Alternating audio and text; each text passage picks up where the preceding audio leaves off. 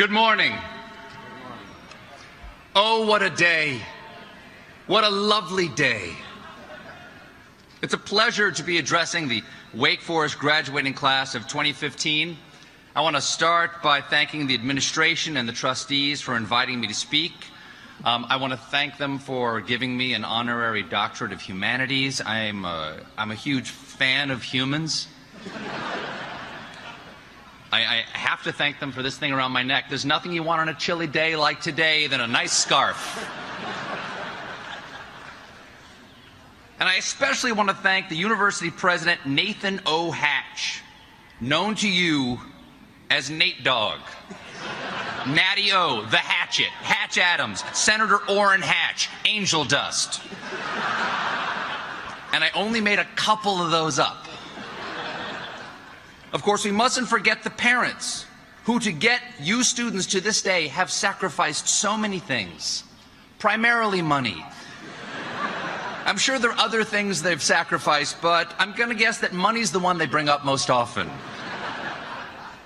Most importantly, congratulations to you, the class of 2015. You did it!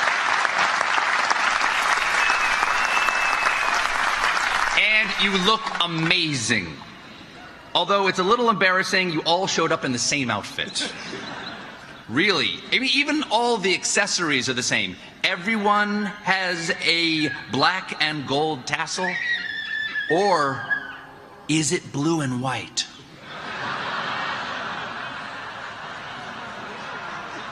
Grandparents, just know this was the issue that divided a generation. You had the Vietnam War. Your grandchildren had an ambiguously colored Tumblr post. I'm so proud to be your commencement speaker today, because I know that I am following in some impressive footsteps. Last year, you heard from New York Times executive editor Jill Abramson, who unfortunately lost her job just 5 days before her speech. Is there something you know about my new job that I don't? Please, just tell me. I really need that money. I have kids in college. Of course, for you grads, the future is a dark chasm of yawning uncertainty. But don't worry. You don't have to face the future for like 2 hours. First brunch, then yawning uncertainty. But for now, you are still nestled in the beautiful, comforting bosom of Wake Forest. You know, there's an interesting story about how this institution came to be. The father of Wake Forest, Samuel Waite, was trying to raise money for a different school, but during his travels, his horse ran off, and they became stranded nearby. So the locals asked him to lead their new university. It was a simpler time. Back then, they just handed out universities to whoever's horse had run off most recently. This man has no control over his animals. Surely he has something to teach us all. Of course, Wake Forest, or WACFO, as I've been asked by Provost Kirsch not to call it, wasn't always the purely academic institution it is today. It was founded as the seductively named Wake Forest Manual Labor Institute. And students spent half their day toiling in the fields. The first class had just 16 students, one of them just 12 years old. But he was a prodigy. He could haul sacks of grain at a college level. Back then, of course, if you didn't get into the Wake Forest Manual Labor Institute, you could always settle for the North Carolina Crushing Toil Academy, which now, of course, is known as UNC. Wake Forest has always been a leader. In the late 19th century, this was among the first Southern schools to teach biology in a lab. Before then, you weren't supposed to learn biology until marriage. In 1962, Wake Forest had the proud distinction of being the South's first major private school to integrate. And yes, they've kept it up. All right. Good. Good. You don't know these days. You don't know. Even now, Wake Forest is a trailblazer. You are America's first top 30 school to make standardized testing optional. The implications are huge. Consider this. In a group of 30 applicants, where 15 took the SATs, 10 took the ACTs, and 5 took no test, calculate the ratio between actually forget it, y'all didn't have to know any of that stuff. Still, while Wake has been a trailblazer, this is a school that respects tradition. Traditions like rolling the quad with toilet paper after big wins.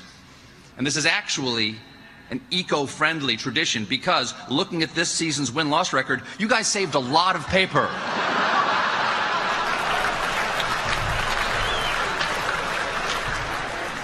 Let me win you back. Duke sucks.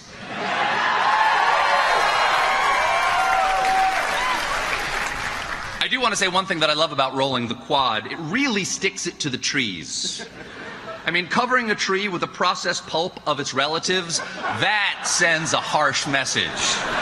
That's like throwing wallets at an alligator or flinging piano keys at an elephant. Speaking of the quad, streaking. Is anyone here naked under their robes? No? Just me. Okay. You are the rare school that not only streaks your quad, you also have a 24-hour live webcam pointed at it. Come on. Naked on a webcam, really? You young people know that's wrong. Those are the kind of pictures you're supposed to Snapchat to each other.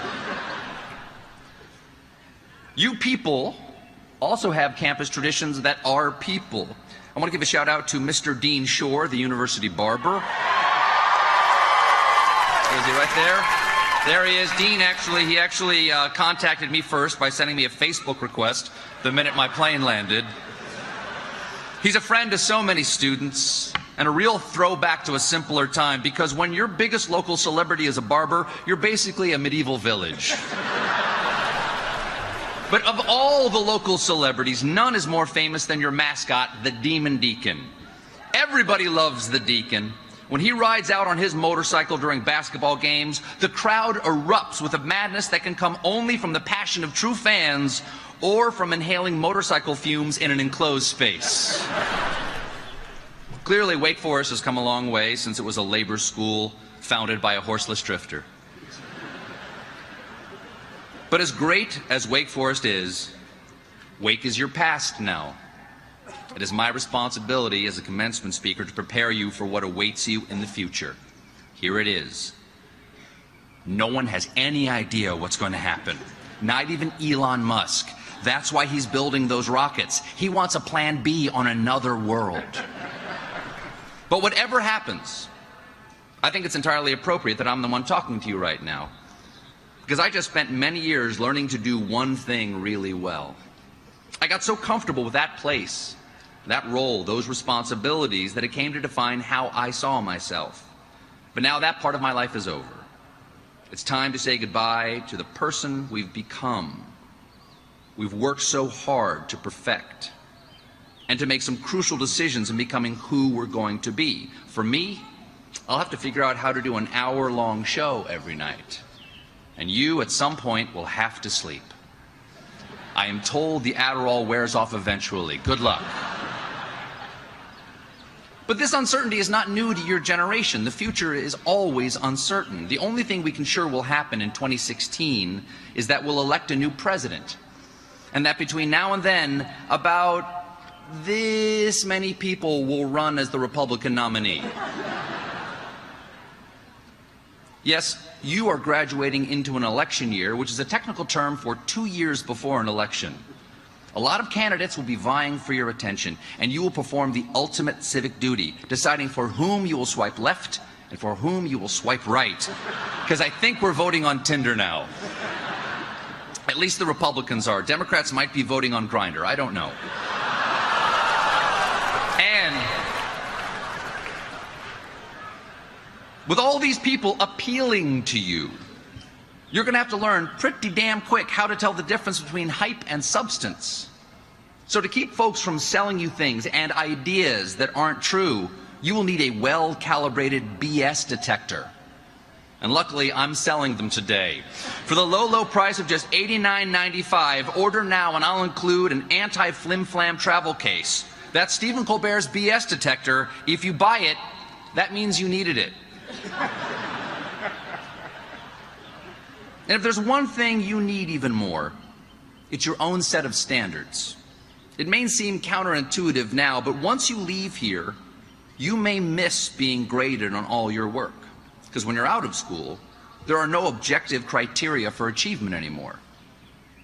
People my age will sometimes say to you, hey, that work you did, that thing you said, that cause you championed, it's not good. Well, having your own standards will help you weather moments like that. Having your own standards allows you to perceive success where others may see failure. I'm reminded of one famous inventor who was ridiculed for his dream.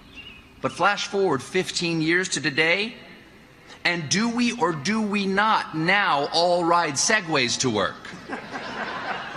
We do not, but they are featured prominently in the movie Paul Blart Mall Cop. And that's good too. Here's another example. Over the years, I have given my work a lot of thought. I have my own standard for success now. I have a pretty good idea of what jokes will get laughs and a pretty good idea of what jokes may be iffy, but I'm going to say them anyway because I kind of like how iffy they are. And those who have watched my show over the years know I have made that decision many times. But having my own standards is why I could keep going at times when no one laughed, or when I thought the person I was interviewing might throw a punch at me. It's also why the epitaph on my tombstone will probably read, well, I thought it was funny. Of course, any standards worth having will be a challenge to meet, and most of the time you will fall short.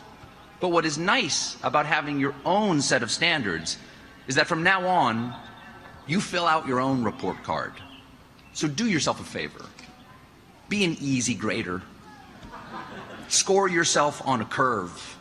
Give yourself extra credit. You have the power. You are your own professor now. Which I know is a little creepy because that means you're showering with your professor. But you have tenure. They can't fire you. So I hope you find the courage to decide for yourself what is right and what is wrong. And then please, expect as much of the world around you. Try to make the world good according to your standards. It won't be easy.